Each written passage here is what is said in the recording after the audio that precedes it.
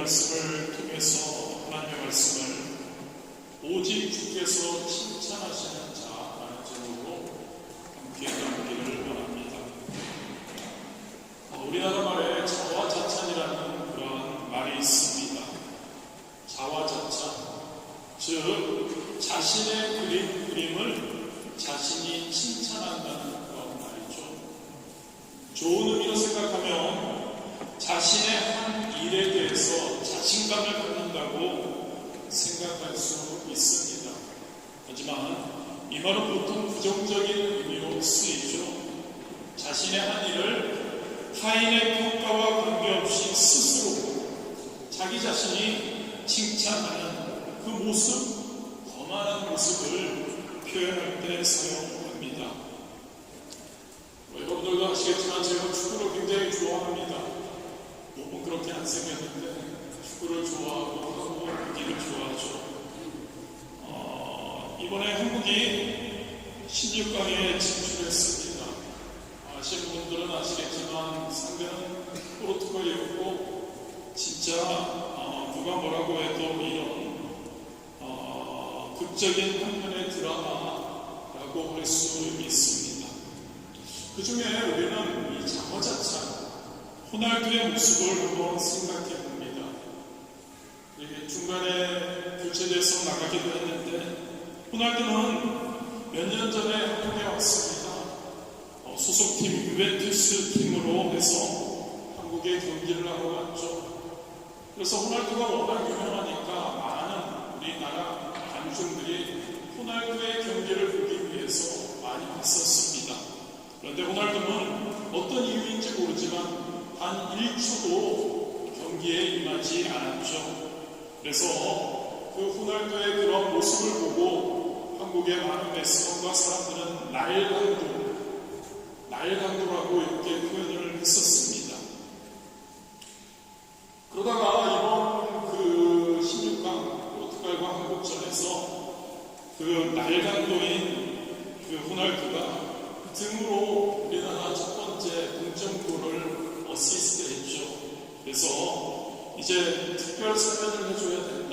그래서 그런 여론이 이렇게 돌았습니다. 그리고 전주 이 시간이라 호시다라고 그만큼 우리나라에 16강 올라가는데 도움을 줬다고 했죠. 그런데 그 호날두를 이렇게 보면서 교체되어서 나가는 모습을 보면서 축구를 하시는 분들은 호날두의 몇 년간의 인터뷰를 보면서 우리는 호날두가 어떠한 사람인지를 자세히는 개인적으로 모릅니다. 초반에 굉장히 경기를 잘하고 좋은 사람인 줄 알았는데 이제 몇 년 동안을 지나온 몇 년을 돌아볼 때 나이가 많이 들고 경기력이 많이 저조해서 그런데 매스컴에서 인터뷰할 때마다 듣는 이야기는 자신은 잘한다. 다른 사람들은 그가 문제가 있다. 감독들이 그가 문제가 있다. 라고 이야기하는데 그는 항상 이야기합니다. 나보다 더 잘하는 사람은 없다는 그러한 식으로 자화자찬하는 모습이죠. 그리고 그의 모습은 항상 모든 사람들에게 거만한 모습으로 이렇게 보여집니다. 본문에서 사도 바울은 자신과 적대하고 있는 거짓 선지자들이 자화자찬하는 그러한 모습을 보면서 사도 바울은 이야기합니다. 분량 밖에 자랑한다라고 자화자찬하고 있다고 너희는 자화자찬하고 있다고 이야기를 합니다. 즉 남이 수고한 일을 마치 자기가 한 것처럼 자기의 공로인 것처럼 속이고 있다는 것을 사도 바울은 지적하고 있는 겁니다. 사실 고린도 교회는 사도 바울이 복음 전파로 인해서 설립되었습니다. 고린도 교회는 또한 그의 헌신적인 수고에 의해서 성장한 교회였죠. 그런데 나중에 교회가 성장한 후에 팔레스타인으로부터 고린도 교회에 잠입해온 유대주의자들과 거짓 사도들 그들은 모든 것을 자신들이 잘해서 자신들의 업적이라고 자랑하면서 사도 바울을 모함하기에 여념이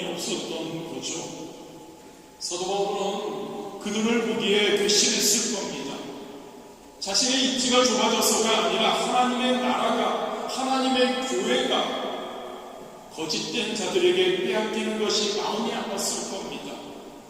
하지만 그는 교회에서, 고린도 교회에서 그들을 쫓아낸 일을 서두르지 않습니다. 그가 열세에 처해 있어서 그들을 처단하지 못한 것이 아닙니다. 사도 바울은 악을 선으로 이기기 위해서 그렇게 한 것이죠. 그렇습니다, 여러분. 이런 일을 통해서 고린도 성도들이, 그리고 고린도 교회가 교회의 질서를 확립하기를 원했습니다. 그리고 성도들이 서로의 한계를 배우고 온전하고 견고한 그리스도의 몸으로 그는 성장하기를 원해서 그렇게 한 것이죠. 본문에서 사도 바울은 거짓 선지자들, 거짓 사도들, 그리고 자신을 이렇게 비교합니다. 대비합니다. 그리고 사도 바울은 주님께서, 우리의 주님께서, 예수님께서 칭찬하시는 자가 누구인지 그것을 우리에게 이야기해 줍니다. 고린도 성도들이 그것을 깨닫기를 원하고 있습니다. 그래서 고린도 교회 성도들이 하나님께서 기뻐하시는 일을 하기를 원하고 있는 거죠. 오늘 우리 사도 바울이 이야기한 우리 주님께서 칭찬하시는 자가 어떤 사람인지에 대해서 본문을 통해서 한번 살펴보기를 원합니다. 12절에 보면 거짓 사도들의 특징이 나옵니다. 그들은 지혜가 없습니다. 그래서 자기로서 자기를 헤아리고 비교한다고 이야기하고 있습니다. 여러분, 우리 주님께서 칭찬하시는 사람은 자기의 기준으로 자기와 다른 사람을 평가하지 않습니다. 할렐루야. 주님이 기뻐하시는 사람은 다른 사람에 대해서 관대하고 자기에 대해서는 엄격한 사람들입니다. 여러분, 거짓 선지자들은 자기가 정한 기준에 따라서 자기를 평가했습니다. 그리고 자기가 정한 기준에 따라서 사도 바울도 평가했던 것이죠. 자기의 기준에 따라서, 그러니까 자기는 다 잘한 것 같습니다. 그런데 반대로 자신의 적이 되는 사도 바울은 비난하지 않을 수가 없었던 것이죠. 자기가 정한 기준에 따라 자기와 다른 사람을 평가하는 것, 고린도 교회의 거짓 사도들만 해당되는 것이 아닌 것 같습니다. 이 세상 많은 사람들이 그렇게 하는 것 같습니다. 이러한 현상은 2000년이 지난 오늘날 더 두드러지게 나타나고 있는 것 같습니다. 요즘 사회는 극단적인 개인주의가 팽배하고 있습니다. 오늘날 사람들은 자기가 하고 싶은 대로 또는 자기가 느끼는 대로 하는 것이 최선이라고 외칩니다. 누가 뭐라고 해도 나만 좋으면 그만이라고 합니다. 절대적 기준이 바로 나이죠. 다른 사람에 대한 배려가 많지 않습니다. 누군가 한마디를 해도 당신이 나랑 무슨 상관이냐는 뜻이 빠집니다. 세상의 중심이 나 자신이 되어 있는 거죠. 자기 중심적인 사고방식에 젖어 있는 겁니다. 그래서 세상 사람들은 자기의 기준을 정해놓고 그 안에서 일하는 자신의 행동이나 자신의 생각이나 사고방식이 다 옳다고 정당화하죠. 개인적으로 끝나는 것이 아닙니다, 여러분. 아름다운 공동체를 이루어야 할 사람들도 자기 고집만 내세우죠. 학교가 그렇고요. 직장에서 사회, 국가, 심지어 가정마저도 자기 중심적인 기준을 세우고 그것을 정의라고 고집합니다. 그래서 공동체의 관계가 깨지는 거죠. 교회로 돌아와서요. 우리에게 문제가 무엇인가요? 바로 적어도 그리스도의 몸을 이루는 성도들, 몸된 교회가 이러한 경향이 나타나고 있다는 거죠. 그리스도의 몸을 이루고 있는 우리가, 교회가 그 관계를 통해서 나만의 내가 옳다는 것으로 깨질 수 있다는 겁니다. 우리의 기준에 따라서 자기와 다른 사람을 성도라면 평가하지 않아야 합니다. 그리고 자기의 기준을 따라서 자신을 자랑하고 다른 사람들을 비판하는 일을 해서는 안 되는 줄 믿습니다. 여러분, 우리의 형제 자매는 우리가 잘난 것, 우리의 우월성을 보이기 위해서 주신 희생물이 아닙니다. 우리의 비판의 대상이 아니라는 것을 기억할 수 있게 되기를 진심으로 원합니다. 누가복음 6장 37절이죠. 비판하지 말라. 그리하면 너희가 비판을 받지 않을 것이요. 정죄하지 말라. 그리하면 너희가 정죄를 받지 않을 것이요. 용서하라. 그리하면 너희가 용서를 받을 것이요. 저와 여러분의 우리 주변에 있는 모든 분들, 형제 자매는 바로 용서와 사랑의 대상인 줄 믿으시기를 바랍니다. 존경의 대상이고 섬김의 대상이라는 겁니다. 그들을 향해서 우리가 우리 자신의 잣대를 어떻게 들이밀 수 있나요? 그들에 대해서는 비판적인 시각을 가지고 있고, 반대로 나에 대해서는 관용적인 태도를 취하는 것은 절대 옳지 않다는 이야기이죠. 나의 기준이 아닌 줄 믿으시기를 바랍니다. 나의 기준을 가지고 다른 사람을 보는 것이 아닙니다. 오직 무엇일까요? 하나님의 말씀의 기준. 우리 스스로를 우리 주님 앞에서 날마다 우리를 살피는 겁니다. 남의 뭐라고 하는 것이 아니라요. 성도에게 있어서 모든 일의 판단 기준은 자기가 되어서는 안 됩니다. 오직 하나님, 오직 교회의 머리가 되시는 예수 그리스도 그 말씀이 되어야 할 줄 믿습니다. 예수 그리스도의 머리가 되시는 그리스도예요. 몸이 머리의 기준을 따라, 머리의 기준에 따라서 행동하지 않는다. 몸에 어떠한 지체에 정한 기준을 따라서 행한다면 그 몸은 곧 멸망하고 말게 되는 겁니다. 여러분, 진짜 주님이 기뻐하시는, 주님께 칭찬받는 저와 여러분이 되기를 원하신다면 저와 여러분 모두가 예수 그리스도 중심, 예수 그리스도의 말씀의 기준이 되어야 할 줄 믿습니다. 나의 기준을 버려야 합니다, 여러분. 교회의 머리 대신 예수 그리스도의 기준을 우리가 가져야 합니다. 내가 세워놓은 기준을 무너뜨릴 수 있어야 합니다. 그리스도의 기준을 세웁니다.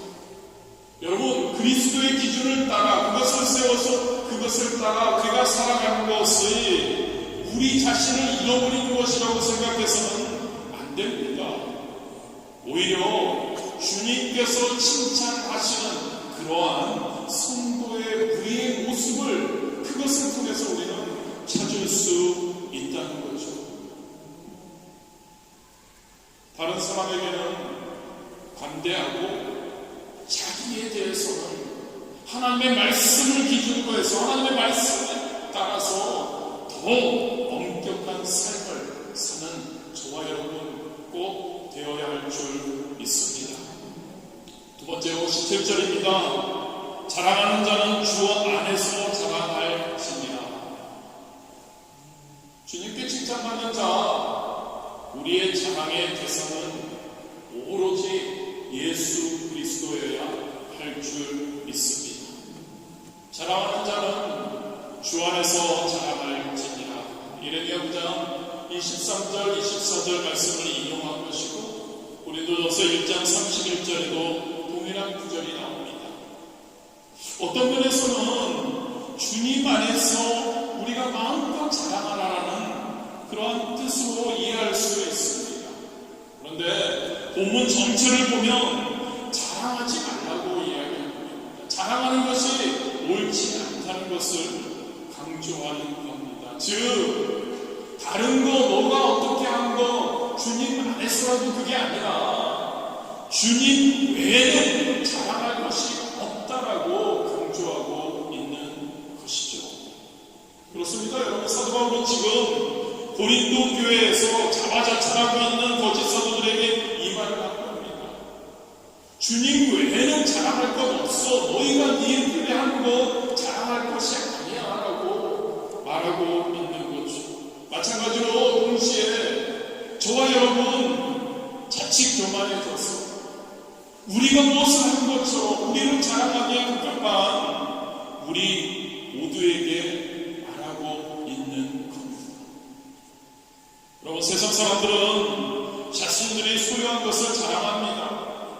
눈에 보이는 것이든지 눈에 보이지 않는 것이든지 상관없이 자신들의 가진 것을 자랑합니다. 돈이 될 수도 있고 명예가 될 수도 있고 학력, 디플롬, 그리고 어떠한 지위, 외모, 각가지 자신의 가진 것을 자랑합니다. 물론 이러한 것들을 자랑하는 것이 그것들이 자랑할 만한 가치가 있다고 생각해서 자랑을 하는 것이죠. 사실 남이 가지지 않은 것을 내가 가졌다는 것은 분명 자랑할 만한 것입니다. 더욱이 그것이 진짜 우리가 살아가는 이 세상에서 꼭 필요하고 다른 모든 사람들이 추구하는 것이라면 더욱 그렇죠. 그런데 여러분, 그러한 돈과 명예와 학력과 지위와 외모 따위가 과연 성도인 저와 여러분에게 진짜 자랑이 될 수 있을까 고민해 보아야 합니다. 다양한 대답이 나올 수 있지만 결론적으로 말하면 절대 그럴 수 없다는 거죠. 성도들에게도 이러한 것들이, 세상 사람들이 추구하는 것들이 필요성을 우리가 절실히 느끼고 있는 건 사실입니다. 세상을 사는 데 있어서 없는 것보다 있는 것이 낫기도 합니다. 그것들이 유용한 것 같습니다. 그러나 여러분, 그것들이 필요하다고, 그것들이 우리의 삶 가운데 진짜 유용하다고 해서 그것이 자랑할 만한 최고의 가치가 될 수 있는지를 우리는 고민해 보아야 합니다. 그것들을 소유함으로 해서 세상에서 내가 하고 싶은 대로 다 할 수 있고 그렇게 살 수 있다고 해서 그것이 절대적으로 우리가 자랑할 만한 것인지를 고민해 봐야 한다는 거죠. 여러분, 이 모든 것들은 자주 말씀드리지만 우리에게 영원한 것이 아니죠. 우리가 자랑하는 것에 대해 한계가 있는 것이죠. 한시적이라고 할 수 있죠. 상대적인 기쁨과 상대적인 만족만을 주는 것이 바로 이러한 것들이죠. 이러한 것들은 다 사라지고 썩어질 것이죠. 여러분, 진짜 성도라면 우리가 진짜 추구해야 하고 또 진정한 우리의 자랑이 되는 것은 여러분, 썩어질 것이어서는 안 됩니다. 언젠가는 썩어지고 사라질 이 세상의 것은 안 됩니다. 우리에게 영원한 생명과 우리에게 영광을 주는 것이어야 할 줄 믿습니다. 영원한 생명과 영광을 주는 것, 우리 성도 진정한 자랑거리가 될 수 있는 거죠. 저와 여러분이 온 힘을 다해서 추구해야 할 대상인 거죠. 바로 여러분들 잘 아시겠지만 우리 구주이신 예수 그리스도이심을 믿으시기를 바랍니다.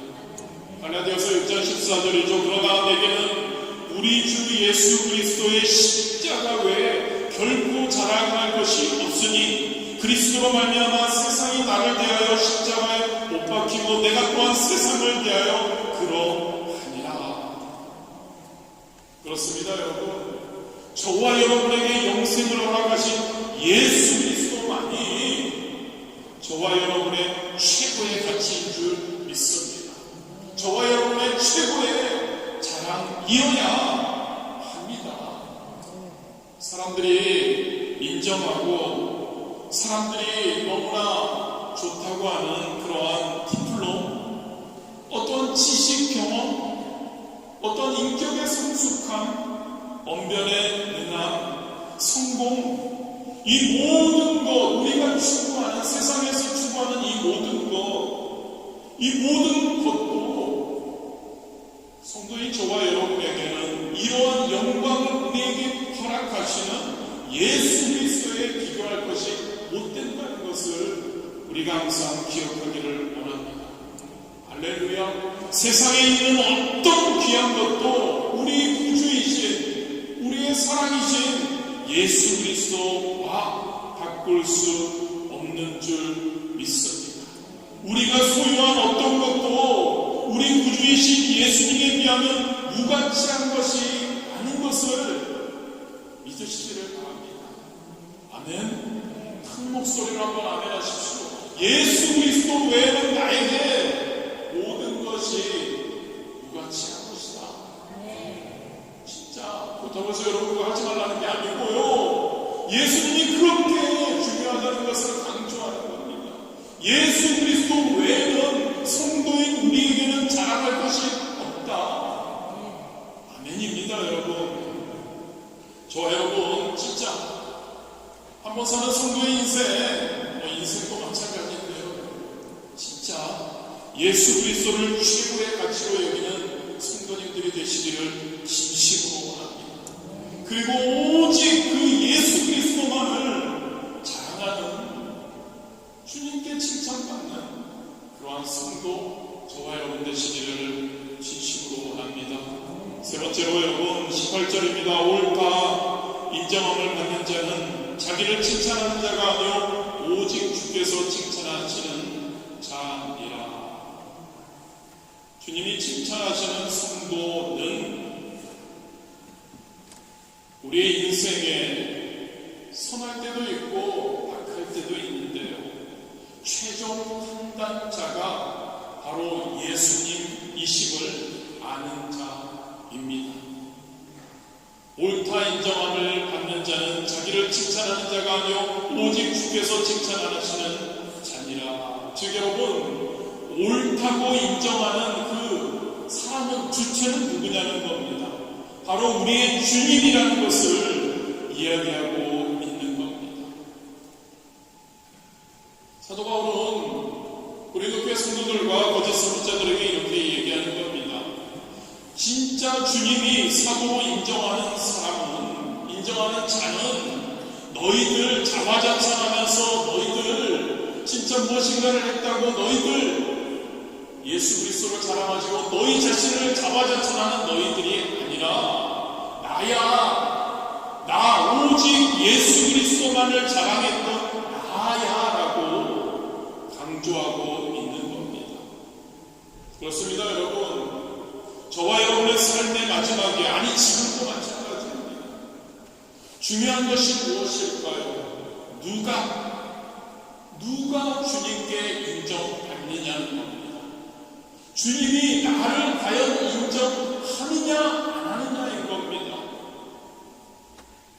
자기 스스로를 자기가 아무리 높여도 자화자찬하면서, 또 주변 사람들이 어떤 사람을 많이 높여도 만약 예수님께서 인정하지 않는 삶을 산다면, 예수님께서 인정하지 않는 신앙생활을 한다면 수고가 헛된, 인생이 헛된, 신앙생활이 헛되다는 것을 이야기하고 있는 겁니다.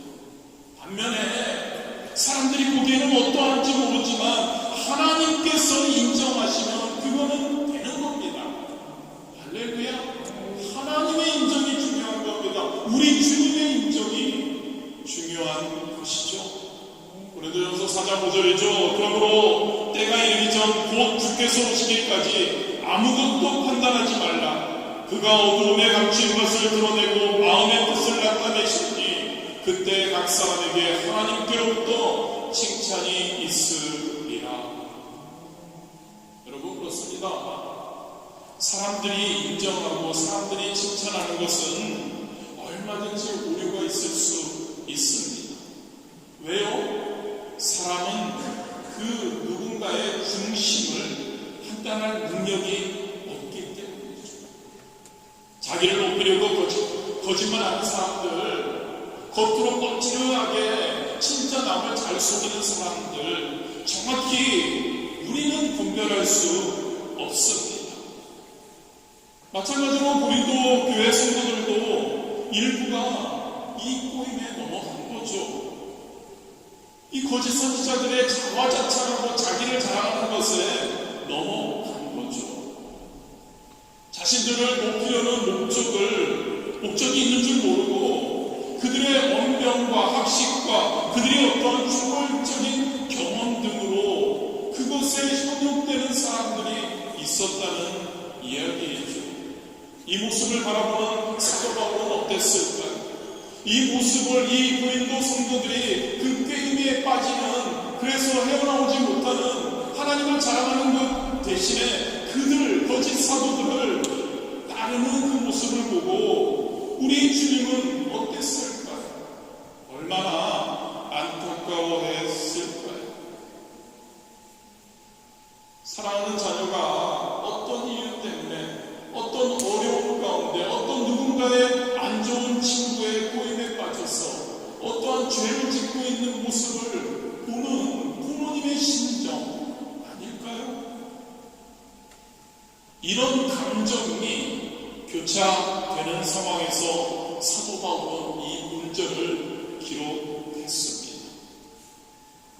암울하고 착잡한 심정에서 그는 그럼에도 불구하고 한 가지 소망을 보았죠. 이런 상황, 이 고린도 교회 성도들이 그런 꼬임에 빠져서 나를 멀리하고 나를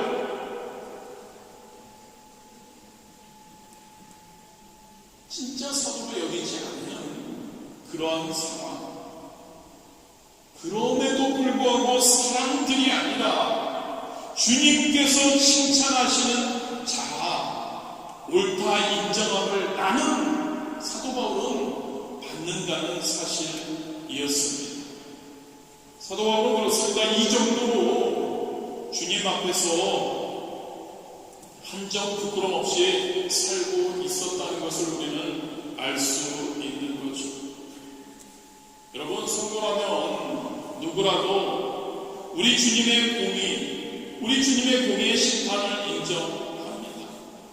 사도 바울을 봤을 때 주님이 자신의 의로움이 증인이 된다는 것, 이 고백, 진짜 사도 바울이 얼마나 진정성을 가지고 하나님만을, 예수님만을 전하며 예수님의 뜻대로 살려고 했는지 입증하는 좋은 예가 되는 거죠.